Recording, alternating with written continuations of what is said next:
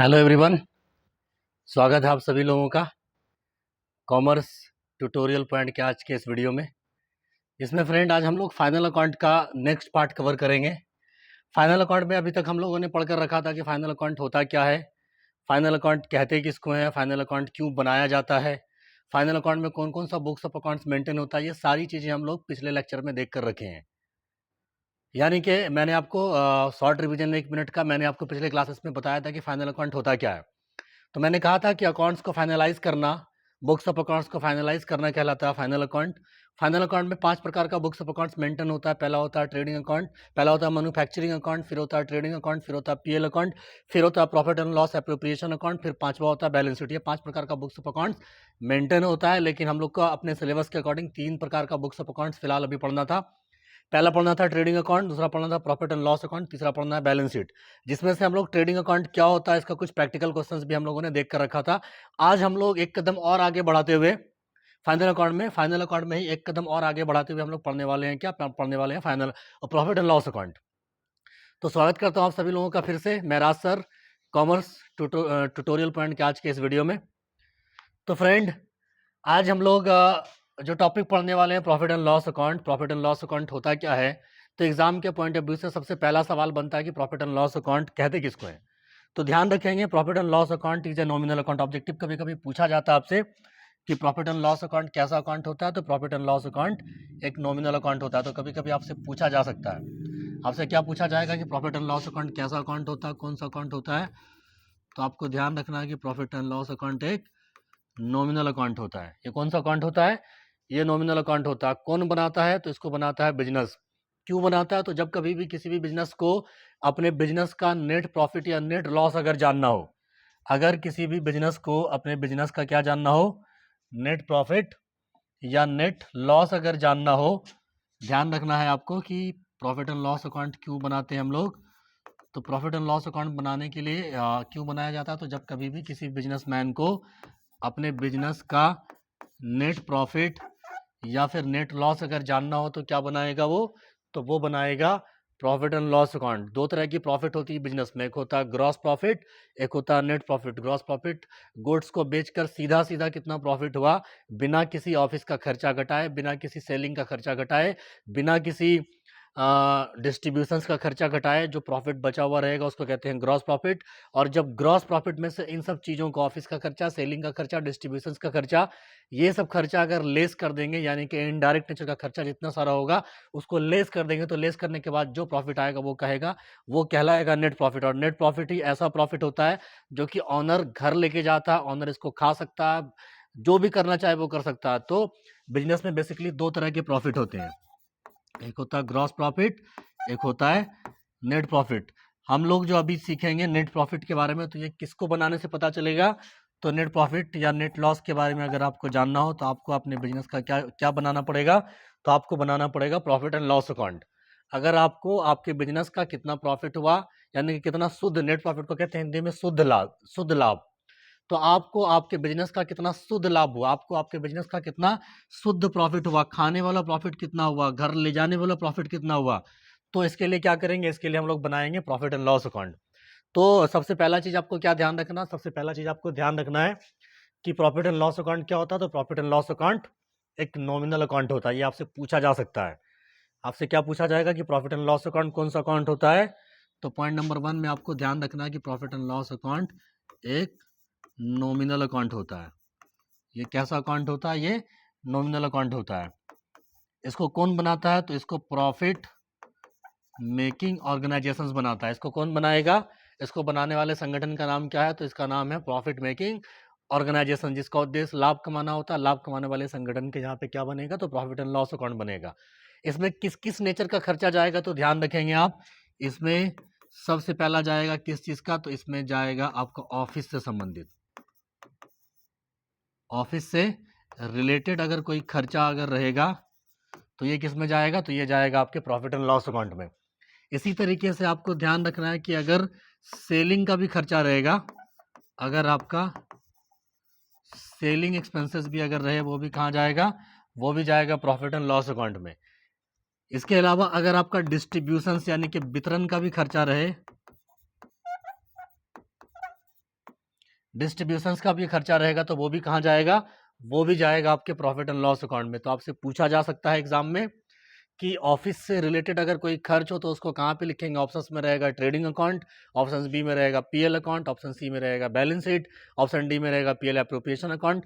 तो ध्यान रखना है कि पीएल ऑफिस से संबंधित अगर कोई खर्च हो तो वो जाता है प्रॉफिट एंड लॉस अकाउंट में। इसी तरीके से अगर सेलिंग से संबंधित अगर कोई खर्चा रहेगा वो भी कहाँ जाएगा, तो वो भी जाएगा प्रॉफिट एंड लॉस अकाउंट में। इसी तरीके से आपके डिस्ट्रीब्यूशंस का भी कोई खर्चा रहेगा वो भी जाएगा प्रॉफिट एंड लॉस अकाउंट में।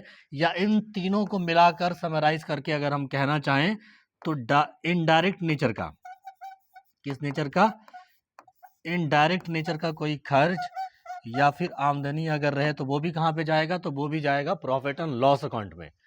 तो ये 4-5 चीजें आपको ध्यान रखनी है कि प्रॉफिट एंड लॉस अकाउंट क्या होता है। तो ये एक नॉमिनल अकाउंट होता है। कौन बनाता है इसको, तो प्रॉफिट कमाने वाला संगठन बनाता है इसको। इसमें किस किस नेचर का खर्च या आमदनी जाएगा, तो जो ऑफिस से संबंधित खर्च होगा वो पीएल में जाएगा, जो सेलिंग से संबंधित खर्च होगा वो पीएल में जाएगा, जो डिस्ट्रीब्यूशन से यानी कि वितरण से संबंधित कोई खर्च अगर होगा तो वो भी पीएल में जाएगा। इसी तरीके से आपका या फिर इन तीनों को मिला के शॉर्ट में समराइज करके अगर कहना है तो आप कह सकते हैं कि इनडायरेक्ट नेचर का कोई खर्च अगर हो, अप्रत्यक्ष नेचर का कोई खर्च अगर हो, तो उसको भी कहाँ पे लिखेंगे, तो वो भी जाएगा आपके प्रॉफिट एंड लॉस अकाउंट में। तो सबसे पहले क्या बनेगा, तो सबसे पहले बनता है आपका ट्रेडिंग अकाउंट। ट्रेडिंग अकाउंट बनाने के बाद वहां से कुछ प्रॉफिट या लॉस अगर होता है तो वो ट्रांसफर कहाँ होता है, वो ट्रांसफर होता है प्रॉफिट एंड लॉस अकाउंट में। आप ध्यान रखेंगे कि अगर ट्रेडिंग अकाउंट को बनाने से ग्रॉस प्रॉफिट हुआ है तो ये ग्रॉस प्रॉफिट कहाँ ट्रांसफर होता है, तो ये ट्रांसफर हो जाता है CR side of PL account, यानी कि पीएल अकाउंट के किस साइड में, पीएल अकाउंट के सीआर साइड में। और अगर सपोज करो कि अगर ग्रॉस लॉस हो जाएगा तो पीएल अकाउंट के किस साइड में लिखेंगे उसको, पीएल अकाउंट के हम लोग लिखेंगे डेबिट साइड में, यानी कि डीआर साइड में। तो ये भी कभी कभी आपको ध्यान रखना है, पूछा जा सकता है कि ग्रॉस प्रॉफिट कहाँ ट्रांसफर होता है, तो प्रॉफिट एंड लॉस अकाउंट के सीआर साइड में ट्रांसफर होता है। और अगर ट्रेडिंग अकाउंट को बनाने से ग्रॉस लॉस अगर हुआ होगा अगर, तो प्रॉफिट एंड लॉस अकाउंट के उसको लॉस को कहाँ पे लिखेंगे, प्रॉफिट एंड लॉस अकाउंट के डीआर साइड में लिखेंगे। तो इस तरीके से प्रॉफिट एंड लॉस अकाउंट बनाने के संबंध में ये मुख्य मुख्य चीज़ें आपको ध्यान रखनी है। अब इसका एक फॉर्मेट होता है, प्रॉफिट एंड लॉस अकाउंट बनाएंगे तो उसका एक फॉर्मेट होता है जो कि आपके यहाँ पे बुक में अवेलेबल है। मैं आपको दिखाता हूँ इसको, ठीक है ना। ये आपका रहा प्रॉफिट एंड लॉस अकाउंट का फॉर्मेट।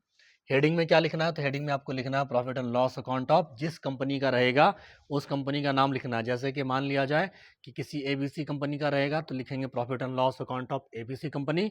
और इसके जस्ट नीचे में यहाँ पे क्या करेंगे, यहाँ पे लिखेंगे हम लोग फॉर द ईयर एंडिंग। यहाँ पे क्या लिखेंगे, फॉर द ईयर एंडिंग, जब बनाएंगे तब का डेट हम लोग लिखेंगे। ये लिख लेने के बाद फिर क्या करना है अगला काम, उसके बाद फिर हम लोग को क्या करना है, क्वेश्चंस दिया हुआ रहेगा, यानी कि आपको तलपट दिया हुआ रहेगा। ऑब्जेक्टिव ध्यान रखना है कि फाइनल अकाउंट बनता किससे है, तो फाइनल अकाउंट बनता है तलपट से, यानी कि ट्रायल बैलेंस के डेटा से। जर्नल के आधार पे बनता है लेजर, लेजर के आधार पे बनता है ट्रायल बैलेंस, और ट्रायल बैलेंस को देखकर क्या बनता है, तो उसको देखकर बनता है फाइनल अकाउंट। तो ये फाइनल अकाउंट बनाने के समय में जो प्रॉफिट एंड लॉस अकाउंट में जो डेटा जो लिखेंगे हम लोग कहाँ से लिखेंगे, तो तलपट को देखकर, यानी कि ट्रायल बैलेंस को देखकर जो भी नाम होगा, जो ट्रेडिंग में जाने वाला होगा उसको ट्रेडिंग में लिखेंगे, जो पीएल में जाने वाला नाम होगा उसको पीएल में लिखेंगे, और जो बैलेंस शीट में जाने वाला नाम होगा उसको बैलेंस शीट में लिखेंगे। तो आज हम लोग इसके फॉर्मेट पे कर लेते हैं डिस्कशंस, कल हम लोग इसका प्रैक्टिकल क्वेश्चन देखेंगे, ठीक है ना। तो देखिएगा, जैसा कि मैंने आपको कहा था कि अगर ट्रेडिंग अकाउंट बनाने से अगर आपको प्रॉफिट हुआ होगा तो उस प्रॉफिट को ट्रांसफर कहाँ करना पड़ता है, ट्रांसफर करना पड़ता है प्रॉफिट एंड लॉस अकाउंट के सीआर साइड में। तो आप देखो अगर, तो यहाँ देखिए ट्रांसफर हुआ, क्या लिखा हुआ, बाय ग्रॉस प्रॉफिट बीडी, या फिर ट्रांसफर फ्रॉम ट्रेडिंग अकाउंट भी लिख सकते हैं आप। इस बीडी की जगह पे क्या लिख सकते हैं सॉरी, ये बीडी की जगह पे आप क्या लिख सकते हैं, यहाँ पे ब्रैकेट में आप लिख सकते हैं ट्रांसफर फ्रॉम ट्रेडिंग अकाउंट। तो अगर ग्रॉस प्रॉफिट हुआ होगा तो पीएल के सीआर साइड में लाकर लिखना पड़ता है उसको। अगर सपोज करो कि ट्रेडिंग अकाउंट को बनाने से अगर कुछ लॉस हो गया, अगर ग्रॉस लॉस होगा तो कहाँ पे लिखेंगे, तो उसको लिखेंगे पीएल के डीआर साइड में। आप देखो यहाँ पे to gross loss balance BD, या फिर इसके जगह पे क्या लिख सकते हैं कि ट्रांसफर फ्रॉम ट्रेडिंग अकाउंट। इस तरीके से लिखेंगे इसको। लिखने के बाद फिर क्या करना है, उसके बाद जितना सारा खर्च होगा किस किस नेचर का, जो मैंने आपको बता कर रखा है, सेलिंग से संबंधित, ऑफिस से संबंधित, यानी कि बिक्री से संबंधित, ऑफिस से संबंधित, डिस्ट्रीब्यूशन से संबंधित या फिर इनडायरेक्ट नेचर का जितना सारा खर्च होगा वो सारा का सारा खर्चा प्रॉफिट एंड लॉस अकाउंट के डीआर साइड में, यानी कि एक्सपेंसेस और लॉस अगर होगा तो बिजनेस में या एक्सपेंसेस हो जाए या अगर क्या हो जाए या अगर लॉस हो जाए तो डीआर साइड में, और इनडायरेक्ट नेचर का कोई भी इनकम हो या गेन हो उसको कहाँ पे लिखेंगे, प्रॉफिट एंड लॉस अकाउंट के सीआर साइड में लिखेंगे। तो ये इसका एक फॉर्मेट होता है। अब फॉर्मेट में एक एक करके नाम पे करते हैं डिस्कशन, जैसे कि आप देखो पहला नाम क्या लिखा हुआ, पहला नाम लिखा हुआ है सैलरी। तो मैंने आपको पहले ही कहा था कि जो ऑफिस से संबंधित हो, अभी मैंने आपको कहा था किससे किससे संबंधित हो, जो ऑफिस से संबंधित हो या फिर सेलिंग से संबंधित हो या फिर डिस्ट्रीब्यूशन से संबंधित हो या फिर इनडायरेक्ट नेचर का खर्चा, यानी कि इसी सब के नेचर के खर्चे को कहते हैं क्या, इनडायरेक्ट नेचर का खर्चा। ये जो ऊपर में जो तीनों जो नाम हमने लिखा इसको कहते हैं इनडायरेक्ट नेचर का खर्च। तो आप बताओ कि सैलरी जो मैंने चुकाया किसी स्टाफ को, तो ये कैसा खर्चा है, तो ये ऑफिस का खर्चा है। सैलरी कैसा खर्चा है, तो सैलरी ऑफिस का खर्चा। अब यहाँ पे एक चीज मैं समझाता चलूँ आपको साथ साथ में, ये सैलरी के साथ में वेजेज। अब आप लोग का सवाल होगा कि सर वेजेस तो मैंने पढ़ा था कि ये कहाँ पे जाता है, ये जाता है ट्रेडिंग अकाउंट में।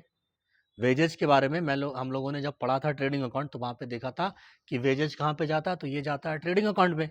लेकिन पीएल में क्यों लिख रहे हैं, तो यहाँ पे एक बात ध्यान रखना है आपको, बड़ा कॉन्सेप्ट वाली बात है यहाँ पे, कि सैलरी एंड वेजेज अगर लिखा रहे, क्या लिखा रहे, सैलरी एंड वेजेज अगर लिखा रहे, यानी कि सैलरी, इसका मतलब सैलरी का मतलब सैलरी किसको चुकाएंगे, स्टाफ को चुकाएंगे या मजदूर को चुकाएंगे। तो सिंपल सी बात है कि सैलरी चुकाएंगे स्टाफ को, मजदूरी चुकाएंगे किसको, तो मजदूर को। तो लिखा रहे सैलरी और उसके बाद लिखा रहे वेजेस, तो इसको कहाँ पे लिखेंगे, इसको लिखेंगे प्रॉफिट एंड लॉस अकाउंट में। और अगर उल्टा लिखा रहता, पहले लिखा रहता वेजेज फिर लिखा रहता सैलरी, यानी कि वेजेज एंड सैलरी, तब लिखते उसको कहाँ, तब लिखते उसको ट्रेडिंग अकाउंट में। तो यहाँ पे ये नाम में बच्चों को अक्सर कन्फ्यूजन होता है। अगर सैलरी एंड वेजेज रहे तो प्रॉफिट एंड लॉस अकाउंट में लिखना उसको, और अगर वेजेज एंड सैलरी अगर लिखा हुआ रहे तो कहाँ पे लिखेंगे, तब लिखेंगे इसको ट्रेडिंग अकाउंट के डीआर साइड में। और अगर सिंगल सिंगल दोनों नाम लिखा रहे, अगर अलग से सैलरी अलग वेजेज अलग, तो सैलरी जाएगा पीएल अकाउंट में और वेजेज जाएगा कहाँ, तो वेजेज जाएगा ट्रेडिंग अकाउंट में। तो इस तरीके से इसके बारे में समझ के रखना है आपको। अगला नाम लिखा हुआ rent and rates. Rent and rates, किराया और कर, ये एक प्रकार का कैसा खर्चा होता है, तो ये एक प्रकार का इनडायरेक्ट नेचर का खर्चा होता है। ये कैसे नेचर का खर्च होता है, ये इनडायरेक्ट नेचर का खर्च होता है, यानी कि ऑफिस का भाड़ा लगा होगा आपको, या गुड, या फिर आपको मान लिया जाए कि ऑफिस को चलाने में, ऑफिस को ऑपरेट करने में, या फिर जहाँ पे ऑफिस लेकर रखे होंगे आपने भाड़े में, वो भाड़ा लगा, तो ये रेंट होता है, मतलब किराया। और रेट्स, टैक्सेस वगैरह ये सब होता है ना, तो ये सब क्यों लगता है, जब सामान बेचा होगा तब आपने, तब आपको क्या लगा होगा, टैक्स वगैरह लगा होगा। इसलिए रेंट एंड रेट्स वगैरह ये कैसे नेचर का खर्चा होता है, तो ये खर्च होता है आपका इनडायरेक्ट नेचर का खर्च। ये कैसे नेचर का खर्च होगा, तो ये खर्च होता है आपका इनडायरेक्ट नेचर का खर्च होता है, इसलिए ये भी कहाँ पे जाएगा, ये जाएगा पीएल अकाउंट में। वैसे इंश्योरेंस, इंश्योरेंस भी कैसे नेचर का खर्च होता है, तो ये भी इनडायरेक्ट नेचर का खर्चा होता है। ये नाम आपको याद करनी पड़ेगी, नाम याद रहेगा तब क्वेश्चंस में बनाने में आसानी होगा। इंश्योरेंस, इंश्योरेंस भी कैसा खर्चा होता है, तो ये इनडायरेक्ट नेचर का खर्चा होता है। वैसे बैंक चार्जेज, ये भी कैसा खर्चा होता है, तो ये भी इनडायरेक्ट नेचर का खर्चा होता है, प्रॉफिट एंड लॉस अकाउंट में डीआर में जाता है वो। डिस्काउंट अलाउड, डिस्काउंट हमने दिया, डिस्काउंट देंगे, तो ये क्यों दिया, क्योंकि सामान बेचा होगा, डिस्काउंट हमने दिया होगा, तो डिस्काउंट अलाउड कहाँ पे लिखेंगे, तो प्रॉफिट एंड लॉस अकाउंट के डीआर साइड में, क्योंकि ये सेलिंग से संबंधित एक प्रकार का नुकसान है। और मैंने कहा था कि जो सेलिंग से संबंधित अगर कोई नुकसान रहे उसको प्रॉफिट एंड लॉस अकाउंट के डीआर साइड में लिखना है, तो डीआर में लिखा हमने। इसी तरीके से ऑडिट फीस, ऑडिट फीस क्या होता है, तो ऑडिट फीस का मतलब होता है कि मेरे बिजनेस में मेरे बुक्स ऑफ अकाउंट्स को जांचने के लिए कोई सीए आए होंगे और उन्होंने क्या बुक्स ऑफ अकाउंट्स को जांचा, बदले में उसने फीस लिया मेरे से, तो इसको कहते हैं हम लोग ऑडिट फीस। ये ऑडिट फीस कैसा खर्चा होता है, तो ये खर्चा होता है इनडायरेक्ट नेचर का खर्चा होता है, और जो भी इनडायरेक्ट नेचर का खर्चा होता है उसको पीएल के डीआर में लिखते हैं। वैसे लिखा हुआ है फिर आपके सामने में डेप्रिसिएशन ऑन, चाहे किसी प्रकार के फिक्स एसेट्स पे लगे, चाहे लैंड एंड बिल्डिंग पे लगे, चाहे प्लांट पे लगे, चाहे मशीनरी पे लगे, चाहे फर्नीचर पे लगे, चाहे लैपटॉप पे लगे, किसी भी चीज़ों पे लगे डेप्रिसिएशन अगर, वो भी कैसा खर्चा होता है, तो वो भी खर्चा होता है इनडायरेक्ट नेचर का खर्च होता है। और इस खर्चे को कहाँ पे दिखाया जाता है, तो प्रॉफिट एंड लॉस अकाउंट के डीआर साइड में। वैसे ट्रैवलिंग एक्सपेंसेस, ये भी कहाँ पे जाएगा, तो ये भी जाएगा पीएल के डीआर में। एडवर्टाइजमेंट एक्सपेंसेस, प्रचार प्रसार, अभी हमने कहा था कि सेलिंग का खर्चा, सेलिंग को बढ़ाने के लिए, सेलिंग को विस्तार करने के लिए, सेलिंग को एक्सटेंड करने के लिए, कस्टमर तक दूर दराज के कस्टमर को आकर्षित करने के लिए हम लोग क्या करते हैं, अपने प्रोडक्ट को लोगों तक पहचान बनाने के लिए क्या करते हैं, तो हम लोग करवाते हैं प्रचार, यानी कि एडवर्टाइजमेंट। तो ये कैसा खर्चा हो गया, ये भी खर्चा होता है, इनडायरेक्ट नेचर का खर्चा होता है।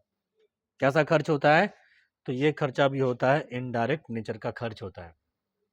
वैसे ही अगला नाम अगर देखें आप, तो प्रिंटिंग चार्जेज या प्रिंटिंग स्टेशनरी, छपाई का, प्रिंटिंग का, कॉपी किताब कलम, ये सब खर्चा ऑफिस में होता है, ऑफिस में करना पड़ता है।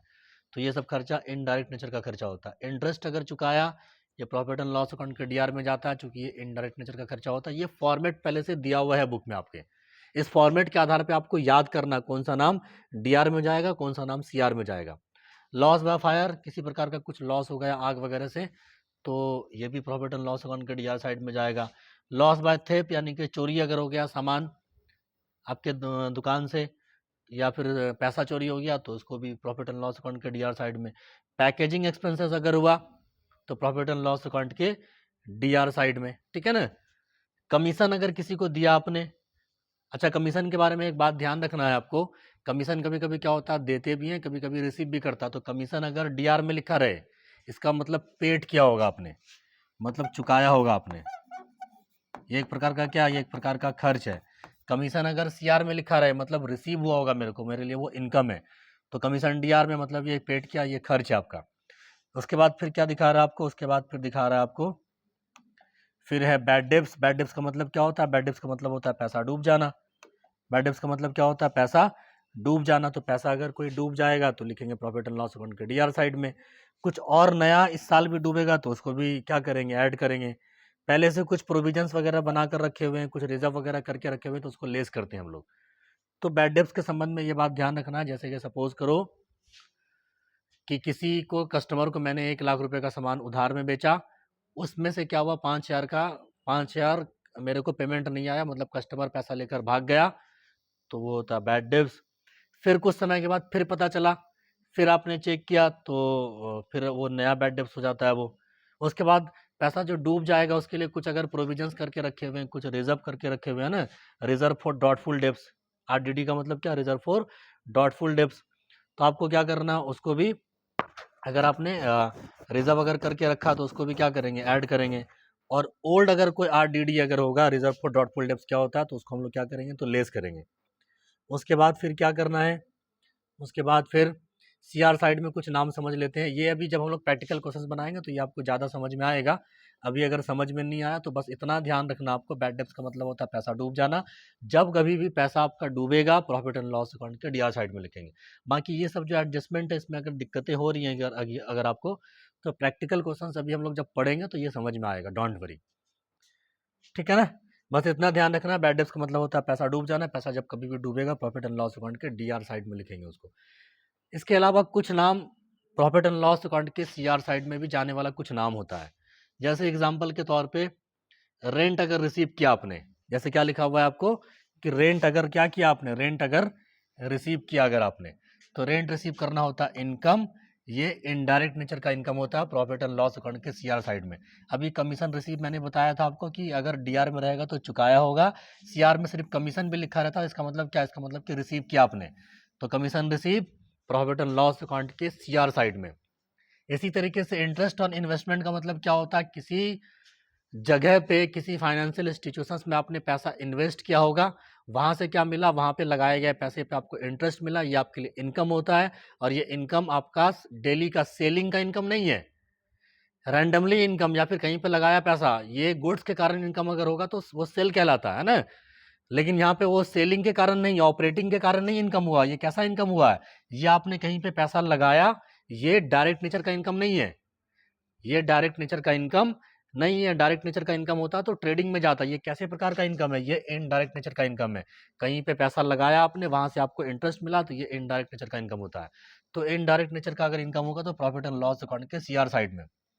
इंटरेस्ट ऑन डिपॉजिट, इसका मतलब होता है कि कहीं पे आपने एफडी किया होगा, कहीं पे कुछ डिपॉजिट किया होगा, वहां से क्या मिला, वहां से आपको इंटरेस्ट मिला। सिंपल सी बात है कि कभी भी हम लोग कुछ पैसा अगर डिपॉजिट करते हैं कहीं पे तो उससे क्या होता है, उससे कुछ ना कुछ इंटरेस्ट मिलता है हम लोगों को। तो ये भी क्या होता है, तो ये भी इनकम होता है। तो पीएल अकाउंट के सीआर साइड में मिसलेनियस इनकम, बाकी कुछ मिला जुला हुआ कुछ इनकम हुआ होगा, उसको भी कहाँ पे लिखेंगे, तो उसको भी लिखेंगे पीएल के सीआर में। डिस्काउंट अगर देंगे, इसका मतलब उसको कहते हैं डिस्काउंट अलॉड। डिस्काउंट अगर देंगे तो उसको क्या बोलेंगे, उसको बोलेंगे डिस्काउंट अलॉड। ये खर्चा होता है ना, मतलब एक प्रकार का नुकसान होता है, तो नुकसान को डीआर में। और कभी कभी क्या होता है, डिस्काउंट रिसीव होता है मेरे लिए, तो डिस्काउंट अगर रिसीव होगा तो उसको पीएल के सीआर में लिखते हैं। ये मेरे लिए इनडायरेक्ट नेचर का इनकम होता है। उसके बाद फिर क्या करेंगे, ये जब सारा का सारा नाम आपका पुट हो जाएगा, पुट हो जाने के बाद फिर हम लोग क्या करेंगे, जोड़ लगाएंगे। जोड़ लगाने के बाद यहाँ पे भी डैश मारेंगे। आप क्या करोगे, रफ में डीआर साइड को और सीआर साइड को जोड़ोगे। डीआर और सीआर को जोड़ने के बाद, डीआर और सीआर को जोड़ने के बाद फिर क्या करना है आपको, आपको यहाँ पे डैश मारना है यहाँ भी, और एक डैश मारना है यहाँ भी। उसके बाद दोनों को रफ में जोड़ना है। दोनों को क्या करना है, दोनों को रफ में जोड़ना है। डीआर का भी रफ में जोड़ना है और सीआर का भी रफ में जोड़ना है। और जोड़कर फिर चेक करना है कि दोनों में से बड़ा किधर का हुआ। बड़ा अगर सपोज करो, बड़ा अगर क्या हो जाए, बड़ा अगर सीआर साइड का हो जाए और छोटा अगर सीआर साइड का, बड़ा अगर सीआर का हो जाए, छोटा अगर डीआर साइड का हो जाए, तो पहले क्या करना है, पहले आपको चेक कर लेना दोनों में बड़ा किधर का हो रहा है। जो बड़ा होगा उसको दोनों साइड में, तो यही अमाउंट यहाँ भी लिखेंगे और यही अमाउंट यहाँ भी लिखेंगे, दोनों तरफ सेम सेम। दोनों में से, डीआर में से और सीआर में से जो भी बड़ा हो, दोनों को क्या करेंगे, दोनों अमाउंट दोनों जगह सेम सेम लिखेंगे, दोनों में जो भी बड़ा हो। लिखने के बाद फिर क्या करेंगे, बड़े वाले में से छोटे वाले को घटाएंगे। सपोज करो कि सीआर का हो जाए 1,00,000 रुपया, सीआर का कितना जोड़ हो जाए, सीआर का जोड़ हो जाए 1,00,000 रुपया, तो 1,00,000 रुपया यहाँ भी लिखेंगे और क्या करेंगे, तो 1,00,000 रुपया यहाँ भी लिखेंगे। उसके बाद डबल लाइन मार के बंद करेंगे, यहाँ भी डबल लाइन मार के बंद करेंगे। उसके बाद सपोज करो कि सीआर का हुआ 1,00,000, डीआर का हुआ 80,000 रुपया, तो डिफरेंस जो आया, तो डिफरेंस को कहते हैं नेट प्रॉफिट। यहाँ पे एक चीज आपको ध्यान रखना है कि अगर सीआर साइड का बड़ा हो जाए, डीआर साइड का छोटा हो जाए, डिफरेंस को कहते हैं नेट प्रॉफिट। और अगर डीआर का बड़ा हो जाए, सीआर का छोटा हो जाए, डिफरेंस को कहते हैं नेट लॉस कहते हैं इसको। ये ध्यान रखना आपको, सीआर का बड़ा, डीआर का छोटा, तो नेट प्रॉफिट। डीआर साइड का बड़ा, सीआर साइड का छोटा, तो उसको क्या बोलेंगे, उसको बोलेंगे हम लोग नेट लॉस कहेंगे। तो हम लोग इस वाले केस में हम लोगों ने कहा था कि सीआर का कितना हो गया, सीआर का हो गया 1,00,000। सपोज करो कि सीआर का जोड़ कितना हो जाए, 1,00,000 रुपया हो जाए, और डीआर का कितना हो, ये सीआर का हो जाए 1,00,000 रुपया, और डीआर का कितना हो जाए, 80,000 रुपया हो जाए डीआर का। तो इस दोनों में से बड़ा कौन है, ये बात आपको देखना है। फिर से अगर कंफ्यूजन अगर हो रहा है, सपोज करो कि सीआर साइड का जोड़ हो जाए कितना, एक मिनट, अगर सीआर साइड का जोड़ हो जाए 1,00,000 और डीआर साइड का जोड़ हो जाए 80 के, यानी कि 80,000 रुपया, तो दोनों में बड़ा किधर का लग रहा है, दोनों में बड़ा लग रहा है आपको सीआर साइड का। तो जो बड़ा होता है उसको दोनों साइड में 1,00,000 रुपया यहाँ भी, 1,00,000 रुपया यहाँ भी। फिर बड़े वाले में से छोटे वाले को घटाना, तो घटकर कितना बचा, घटकर बचा 20 के, यानी कि 20,000 रुपया। ये जो घटकर बचा उसको यहाँ पे लिखना है आपको, ये जो घटकर बचा उसको क्या करना है, यहाँ पे लिखना है, ठीक है ना। ये इसके सामने जो लिखा हुआ, जो घटकर जो बचेगा उसको क्या करना है, इसके सामने में आपको यहाँ पे लिखना है। इसको क्या कहेंगे, इसको बोलेंगे टू नेट प्रॉफिट। क्योंकि सीआर का बड़ा होने पे, डीआर का छोटे होने पे, इसको कहते हैं नेट प्रॉफिट। और अगर उल्टा अगर हो जाए, इधर का होता 1,00,000 रुपया, इधर का सीआर का होता 80,000 रुपया, तो डिफरेंस जो आता है उस डिफरेंस को कहते हैं हम लोग क्या, उसको कहते हैं नेट लॉस। तब क्या लिखते हैं हम लोग, तब यहाँ पे लिखते हैं बाय नेट लॉस, और जो अमाउंट होता है उसको यहाँ पे दिखाते हैं। और ये ट्रांसफर कहाँ होता है, ट्रांसफर होता है कैपिटल अकाउंट में। वैसे यहाँ भी जो प्रॉफिट हुआ ये भी कहाँ ट्रांसफर होता है, ये पैसा ट्रांसफर होता है कैपिटल अकाउंट में। तो जो नेट प्रॉफिट आएगा फिर ब्रैकेट में क्या लिखना है, ट्रांसफर टू कैपिटल अकाउंट, या फिर बैलेंस शीट भी लिख सकते हैं आप। तो कहने का मतलब ये हुआ कि कहने का मतलब ये हुआ कि आपको क्या करना है, प्रॉफिट एंड लॉस अकाउंट बनाने के समय जितना भी इनडायरेक्ट नेचर का खर्चा होगा उसको डीआर साइड में, जितना भी इनडायरेक्ट नेचर का इनकम होगा वो सीआर साइड में। डिफरेंस को घटाना है, डिफरेंस को घटाने के समय जो बड़ा होता है वो दोनों साइड में। उसके बाद फिर क्या करेंगे, लिखने के लिए क्या करना पड़ता है, बड़े वाले में से छोटे वाले को घटाओ। अगर सीआर का बड़ा हो जाए, डीआर साइड का छोटा हो जाए, उसको कहते हैं नेट प्रॉफिट, और लिखेंगे टू नेट प्रॉफिट, और फिर क्या करेंगे, ब्रैकेट में लिखेंगे ट्रांसफर टू कैपिटल अकाउंट। तो पूरा का पूरा ये फॉर्मेट था, ठीक है ना। ये फॉर्मेट आपको याद करना पड़ेगा कि कौन कौन सा नाम जाता है डीआर में और कौन कौन सा नाम जाता है सीआर साइड में। ये नाम जब आपको याद हो जाएगा, तो नाम याद हो जाने के बाद फिर क्या करेंगे हम लोग, प्रैक्टिकल क्वेश्चंस बनाएंगे। तो आज के क्लास को हम लोग यहीं पे क्लोज करते हैं, ठीक है ना। आप लोग क्या करोगे, आप लोग नेक्स्ट क्लास में सारे के सारे स्टूडेंट, आप लोग को क्या करना, आप लोग को प्रॉफिट एंड लॉस अकाउंट का फॉर्मेट याद करके आना है कि डीआर में कौन कौन सा नाम जाता है, सीआर में कौन कौन सा नाम जाता है। तब हम लोग अगले लेक्चर में कवर करेंगे कि प्रैक्टिकल क्वेश्चंस कैसे बनता है। तो अगर नाम याद रहेगा तो प्रैक्टिकली क्वेश्चन जब आप बनाएंगे तो आसान लगेगा, नाम याद नहीं रहेगा तो फिर आपको दिक्कत होने वाली है। इसी वजह से नाम आपको याद करके आना है कि कौन कौन सा नाम जाता है डीआर में और कौन कौन सा नाम जाता है सीआर में। तो आई थिंक कि प्रॉफिट एंड लॉस अकाउंट को मैंने ईजी वे में समझाया है आप लोगों को समझ में आया होगा। अगर लेक्चर पसंद आया, समझ में आया, तो आप क्या करो, इस लेक्चर को अपने दोस्तों के साथ में शेयर करो, चैनल को सब्सक्राइब करो, लाइक करो, शेयर करो। Thank you for watching.